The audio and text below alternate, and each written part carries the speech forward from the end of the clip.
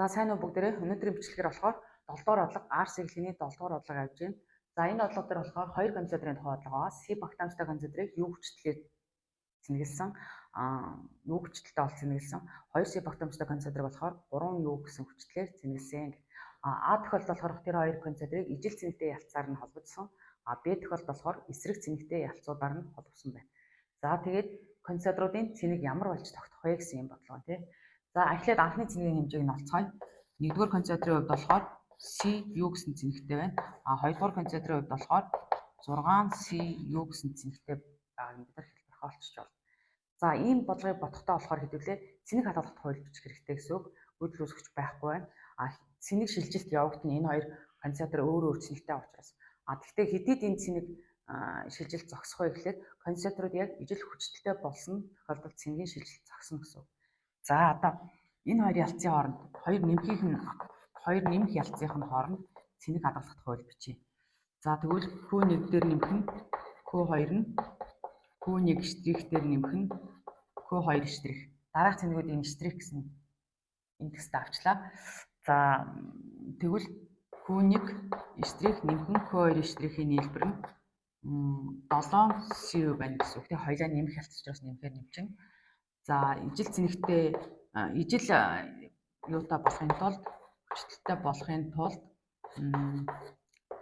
ийм нөхцөл байдал нь 1-р дараах хүчлүүд нь тэнцүү байна гэсэн үг тийм. За эндээс харах юм бол Q2 штрих бол 2 Q1 штрих гэсэн юм тэнцвэр харагдаж байна. Эндээс 3 Q1 штрих 7Cu-та тэнцүү. За эндээс Q1 штрихийг олъё. 7Cu хувахан 3 буюу Q2 штрих бол 2 дахин ихээр 14Cu хувахан 3. За А тохиолдолд энэ хоёр концентрийн цэнэгүүд ийм болж тогтох нэ. За Б тохиолдлыг сонирхъя. За Б тохиолдол болохоор эсрэг цэнэгтэй ялцуудаар нь холбогдсон байгаа.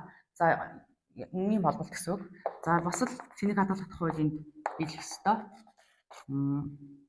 Гэхдээ нэмэх хасах цэнэгтэй байна тий. Тэгэхээр одоо Q1 штрих Q2 штрихийн нийлбэр энд нэмэх Cu энд хасах 6Cu гэхээр нэмэгдээд хасах 5Cu болж байгаа. За мөн л цэнигийн шилжилт хэдий зогсох вэ гэхээр хоёр концентрийн хүчлүүд тэнцүү болсон тохиолдолд тэгэхээр 3 Q1 штрих тэнцүү хасах 5Cu гэсэн. За Q1 штрих тэнцүү хасах 5Cu хувахан 3. Энэ хоёр дахих цэнэгээр Q2 штрих тэнцүү хасах 10Cu хувахан 3 гэж бичиж байна гэсэн. За эсрэг туйлаар нь холбосон тохиолдолд яаж байгаа вэ гэхээр концентруудын хувьд ийм цэнэгүүдтэй болж байна. Нийлбэр цэнэг нь яг хасах 5Cu гэж хадгалагдаж байгаа гэсэн үг. Ингээд харах юм бол 1-р концентр нь болохоор хасах 5Cu хувахан 3, 2-р концентр нь 2 дахих цэнэгтэй болсон байна гэсэн. За бодлого ингэж бодогдож байна. За дараагийн 8 дугаар бодлого болохоор ийм хэлэх байна. За 4 концентр, 1 резистор, 1 амперметр каталхөрөөр дамжуулж холбосон байна. За ингээд 30 вольт хүчлээр тэгжиж байгаа. Энэ дэлхийний хувьд болохоор эсэргүүцэл нь 1 кОм буюу 1000 Ом, амперметр бол идеалны гэж үзэх юм байна. За каталхөр анх бол нээлттэй байсан гэж байна. Залгаагүй байсан гэсэн үг. За энэ тохиолдолд болохоор энэ салаагаар бол гүйдэл гүйхгүй байна гэсэн үг. За К-г залгангууд амперметрийн заалт ямар байх вэ гэсэн байна. За амперметрийг бол идеал гэж үзэх юм байна. За К-г залгангууд тэгэхээр амперметрийн заалт гэдэг бол энэ резистороор гүйж байгаа гүйдлийг хэмжиж байгаа гэсэн үг. Энэ үед одоо ямар гүйдэл гүйх вэ гэдэг. Эхлээд К салгацсан байх тохиолдлоор юу яаж үзнэ гэсэн үг.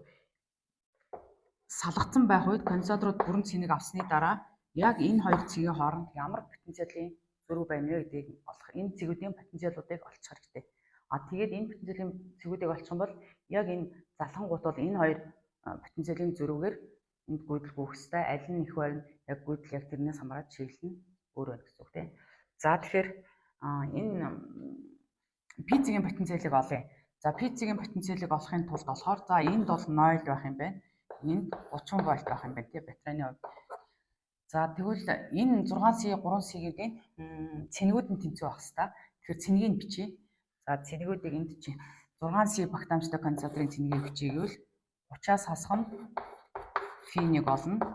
3C багтаамжтай концентраыг бичээгүүл P1-ээс хасах нь 0 болно гэсэн үг тийм. За доотлын P2 цэг дээрхийг бас яг энэ адилхан бичиж болно. 3C багтаамжтай концентрыг бол 30-аас хасах нь P2 болно. За 6C багтаамжтай концентрыг болохоор P2-аас хасах нь 0 болно гэсэн үг. За эндээс P1 дээдлийн тэгтгэл энэ хоёроос P1 P2-ыг олох юм байна. За дээдлийн тэгтгэлээс синууд нь хураагдана 2 60-аас хасах нь 2 P1 тэнцүү 3 P1-тэй тэнцүүхээр P1 нь нэмэгдээд 5 болно 12 гэдэг чинь 5 гэдэг чинь 12 тийм 12 вольт P1 нь 12 вольт гэж гарч байна.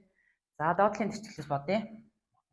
Хураагд чинь 3 син хураагдаад 30-аас хасах нь P2 тэнцүү 2 P2-тай тэнцэн гэхээр 3 P2 P2 тэнцүү 3 P2 чинь 10 вольт гэж байна.